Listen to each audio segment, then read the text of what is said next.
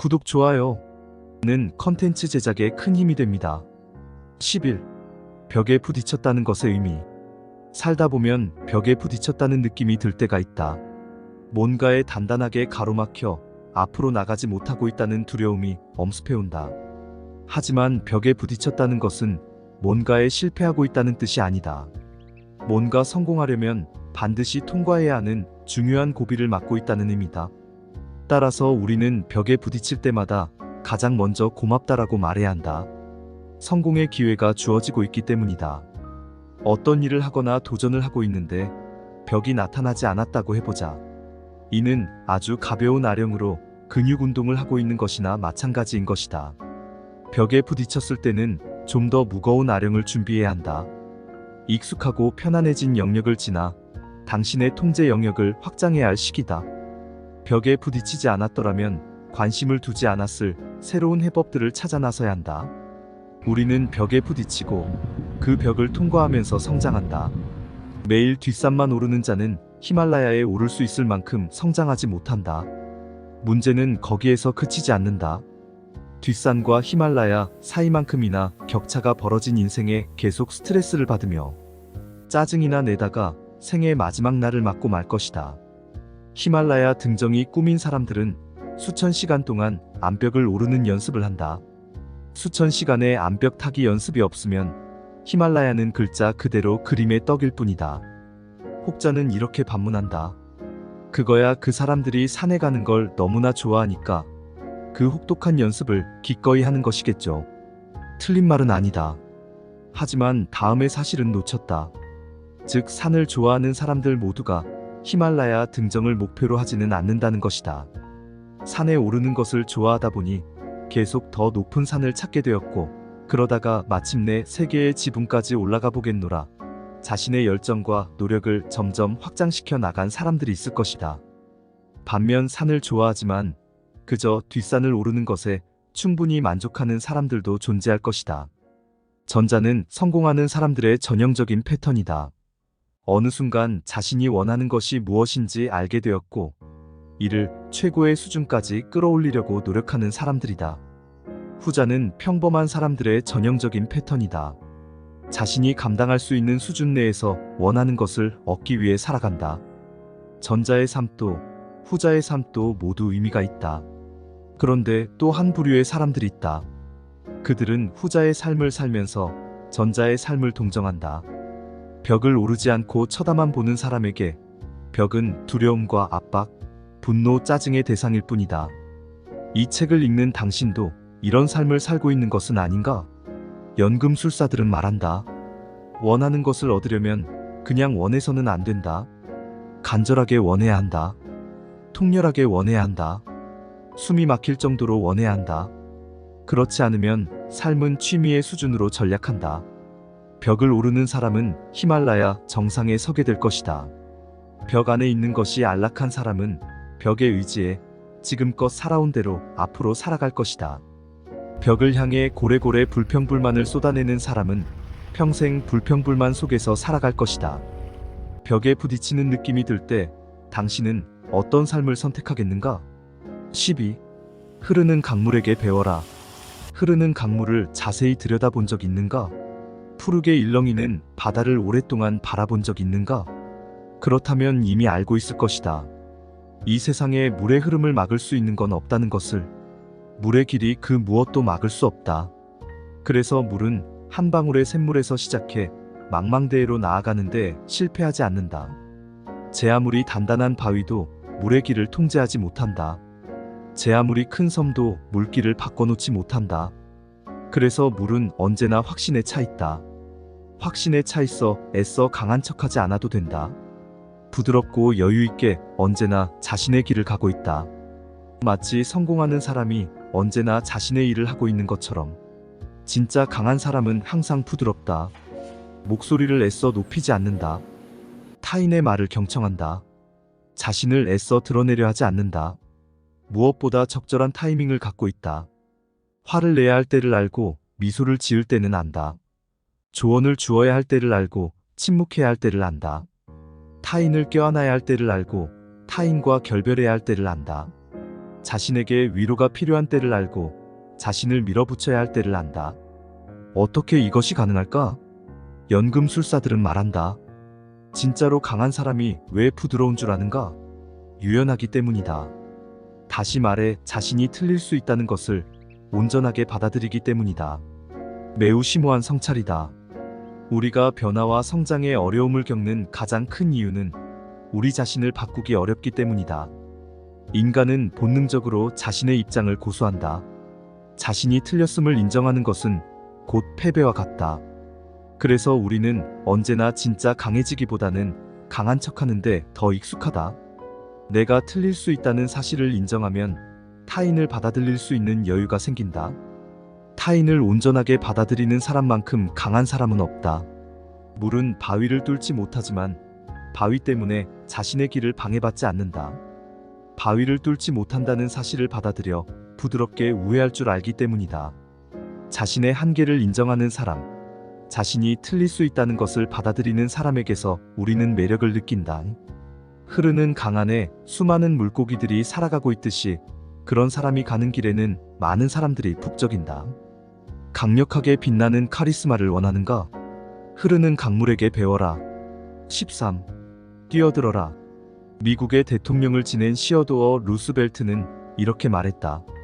삶은 단 한 번뿐이다. 주어진 시간을 인정되고 편안하게만 보내지 마라. 어떤 일의 결과에 너무 집착하지 마라. 올바른 일을 행하고 완수하는 것이야말로 가장 가치 있는 일이다. 뭔가 불가능해 보일 때 우리는 즉시 포기하려는 경향을 나타낸다. 그런데 곰곰이 생각해보면 이 불가능한 일이 뜻밖에도 어렵지 않을 수 있다. 불가능한 일에 다가가는 사람에게는 경쟁자가 없는 것이나 다름없기 때문이다. 당신에게 기쁜 소식을 하나 전하자면 대부분의 사람들은 매우 일찍 포기해버린다는 것이다. 3마리의 개구리가 있었다. 개구리들은 생크림이 담긴 통 속을 정신없이 돌아다녔다. 배가 볼록해질 때까지 생크림을 잔뜩 먹고 난 개구리들은 통 밖으로 나가려고 애써 보았지만 아무 소용이 없었다. 통이 생각보다 깊이 빠져나가기에는 역부족이었다. 다른 개구리들이 몰려와 통 주변에 빙 둘러앉아 3마리의 개구리를 비웃었다. 3마리의 운명은 결정된 것처럼 보였다. 마침내 개구리 2마리는 통박 개구리들의 예언대로 포기를 한 채 크림 속에 빠져 숨을 거두었다. 3번째 개구리는 포기하지 않고 계속 열심히 허우적거렸다. 온몸의 기운이 다 빠져나갈 때까지 최선을 다해 허우적거렸다. 그러고는 드디어 성공을 거뒀다. 끊임없이 발버둥을 친 바람에 생크림이 딱딱한 버터로 변했고 이를 닫고 통 밖으로 빠져나올 수 있었던 것이다. 나는 강연을 할 때 종종 이 이야기를 소개한다. 그러면 청중은 다양한 반응을 보인다. 흥미를 느끼는 사람도 있고 이마를 찌푸리며 현실의 삶은 이와는 달라라고 말하는 사람도 있다. 긍정적인 생각이 우리를 구원한다는 메시지는 동화에서나 가능한 일이지라고 코웃음을 치는 사람도 있다. 과연 그럴까? 당신의 삶을 한번 들여다보라. 이 이야기와 다를 게 뭐가 있는가? 대가를 치르지 않으면 당신은 아무것도 얻을 수 없다. 당신이 치러야 할 대가는 포기하지 않는 인내심이다. 어떤 상황에서도 중단하지 않는 것이다. 성공하는 사람들은 거의 모두가 이렇게 말한다. 정말 힘들어서 이제 더 할 수 없다는 생각이 들 때마다 신기하게도 어딘가에서 아주 희미한 빛이 다가오더군요. 우리가 두려움에 사로잡히는 건 눈을 뜨고 있어야 한다. 눈을 뜨고 있으면 미처 보지 못한 것들, 무심코 놓친 것들이 보이기 시작하고 그곳에서 빛이 흘러나온다. 나폴레옹의 별을 기억하는가? 어떤 먹구름도 별이라는 빛나는 존재를 숨기지 못한다. 나는 지치고 힘겨울 때 어린아이들이 뛰노는 놀이터를 찾곤 한다. 아무런 생각 없이 오로지 노는 것에만 집중하는 아이들에게서 위안과 힘을 얻는다. 어떤 이해타산도 개입되지 않은 저 순진한 몰입과 집중을 보고 있노라면 다시 회복할 수 있는 용기를 얻는다. 손익을 따지고 앞뒤를 재고 가장 완벽한 타이밍을 노리는데 인생을 쓰고 있지는 않은가? 이것이 곧 당신이 두려움에 사로잡히는 이유다. 언젠가 독일 언론의 한 기자가 취재를 요청하며 메일을 보내온 적이 있다. 보도 세퍼씨, 이제 막 사회생활을 시작하는 20대에게 해주고 싶은 단 한마디의 말이 있다면요? 나는 즉시 답신을 보냈다. 뛰어들어라. 그러면 온 우주가 당신에게 헤엄치는 법을 가르칠 것이다. 14. 당신이 찾고 있는 것도 당신을 찾고 있다. 글로벌 금융위기가 한창이던 2008년, 나는 한 고객으로부터 이 위기가 어떤 미래를 가져올지 예측하는 책 한 권을 선물 받았다. 결론은 간명했다. 폭도들이 거리를 누비고 주택가를 약탈할 것이었다. 국가의 법질서 체계가 무너지고 식료품 구하기가 불가능해질 터였다. 위기가 닥칠 때마다 이런 몰락에 관한 예언서들이 어김없이 등장한다. 시간이 흐른 후 다시 들춰보면 웃음밖에 나오지 않는 책들이 공포의 순간에는 많은 사람의 머릿속을 사로잡는다. 당시 나는 아무 생각 없이 비서에게 책을 건네주고는 이렇게 말했다. 유용한 내용이 있는지 한번 검토해봐 주세요. 며칠 후 비서는 무척 진지한 얼굴로 앞으로 닥쳐올 몇 년의 위기에 대비해 비축해두어야 할 생필품 리스트를 뽑아왔다. 다양한 종류의 캔 수프, 대용량 밀가루와 쌀, 활과 화살 같은 무기까지 목록에 포함되어 있었다. 비서가 내게 리스트를 보여주는 동안 나는 그를 유심히 살펴보았다. 긴장감이 뚜렷한 그의 얼굴은 행복해 보이지 않았다. 유감스럽게도 그에게 두려움과 걱정을 제공한 사람은 바로 나였다. 그의 두려움을 누그러뜨리기 위해 나는 몇 시간 동안 그와 이야기를 나눠야 했다. 나는 그에게 다음과 같은 조언을 주었다. 성공한 사람들의 말에만 귀 기울이세요. 우리는 공포를 앞세운 목소리에 민감하게 반응한다. 그러지 않으면 모두가 공포에 대비하는데 나만 혼자 천하태평인 것처럼 느껴진다. 그 순간 심장이 뛰고 머릿속이 아득해진 누군가 격발. 스위치를 조금만 당겨도 총알처럼 튀어나가 공포의 전도사가 되어 거리를 누빈다. 식료품 매장의 진열대가 싹쓸이 당하고 듣도 보도 못한 생존 무기들이 담긴 재난 배낭이 불티나게 팔린다. 종말론자들이 득세하고 비판론자들의 확성기가 열변을 뿜어낸다. 그러다가 일순간 거리에 출몰하던 공포가 싹 사라진다. 일상이 회복되고 언제 그랬냐는 듯이 사람들이 출근해 일하고 퇴근해 돌아와 가족들과 저녁 식사를 하며 더 나은 미래에 대해 이야기꽃을 피운다. 연금술사들은 말한다. 공포가 창궐할 때는 실패한 사람들이 거리에서 메가폰을 잡고 목소리를 높인다. 그것 봐, 내 말이 맞잖아. 희망 따위를 믿다니. 당신도 나처럼 실패할 거야. 아무도 조언을 구하지 않는데 자신의 말을 들으라고 강요하는 사람은 모두 실패한 사람이다. 진짜 성공한 사람들은 자신에게 조언을 구하는 사람에게만 조언한다. 타인의 계획에 대한 반응에서도 성공한 사람과 실패한 사람 사이에 큰 차이가 있다. 성공하지 못한 사람은 타인의 계획을 비웃는 경향이 매우 강하다. 혹여나 그 사람이 자신은 못 이룬 성공을 거둘까 두려워서다. 반면에 성공한 사람들은 타인의 계획을 진지하게 여기고 존중한다. 씁쓸하지만 다음의 사항을 명심하라. 성공 못한 사람들은 결국 실패에 관한 조언만 해줄 수 있다. 그들의 조언은 대부분 하지 마라, 안 된다, 금물이다 등으로 끝난다. 성공한 사람들의 조언은 하라, 잘 될 것이다, 적극적으로 찾아라 등으로 끝맺는다. 그들은 자신의 성공 노하우를 바탕으로 목적지로 가는 길을 직접 제시한다. 나의 코치는 이렇게 말했다. 성공하지 못한 사람들은 자네에게 어떤 충고도 할 권리가 없네. 그리고 이보다 더 중요한 것은 자네가 그들의 조언을 들을 의무가 없다는 것이네. 한 가지는 분명하다. 당신이 지금 이 순간 두려움에 빠져 있다거나 걱정거리가 있다거나 새로운 일을 시작하고 있다거나 심각한 문제에 직면해 있다면 루저들과 대화를 나눌 적절한 시점이 아니다. 그건 당신의 두려움에 기름을 붓는 격이다. 바로 그 순간 당신에게는 성공한 사람들의 목소리가 필요하다. 당신과 똑같은 두려움을 극복한 사람의 노하우가 필요하다. 당신을 밝고 긍정적인 측면으로 이끌어줄 사람이 필요하다. 연금술사들은 말한다. 부정적인 것들은 얻기 쉽다. 늘 당신을 찾아오기 때문이다. 하지만 긍정적인 것들은 얻기가 어렵다. 늘 당신이 찾아가야 하기 때문이다. 당신이 적극적으로 행동해야 할 이유가 여기에 있다. 다행인 것은 당신이 간절하게 찾고 있는 것 또한 간절히 당신을 찾고 있다는 것이다. 15. 담대한 목표를 설정하라. 목표가 없는 삶을 살고 있다고 해보자. 그러면 당신은 첫 번째 문제가 나타났을 때 즉시 방향을 바꿀 것이다. 목표가 없는데 무엇 때문에 문제를 극복하려고 노력하겠는가? 진정으로 추구할 가치가 있는 목표의 소유자들에게 문제란 없다. 수행해야 할 과제가 있을 뿐이다. 목표는 크고 담대해야 한다. 목표가 클수록 문제는 더 작게 보인다. 문제가 나타나면 나는 목표를 더 높이 설정한다. 무턱대고 꿈만 크게 가지라는 뜻이 아니다. 성취할 가치가 충분한 목표라면 그것의 최대치를 설정하는 것이 그것을 손에 넣을 확률이 높아진다. 상대성의 법칙 때문이다. 급하게 공항에 가야 하는데 시간이 10분밖에 남아있지 않다고 생각해보라.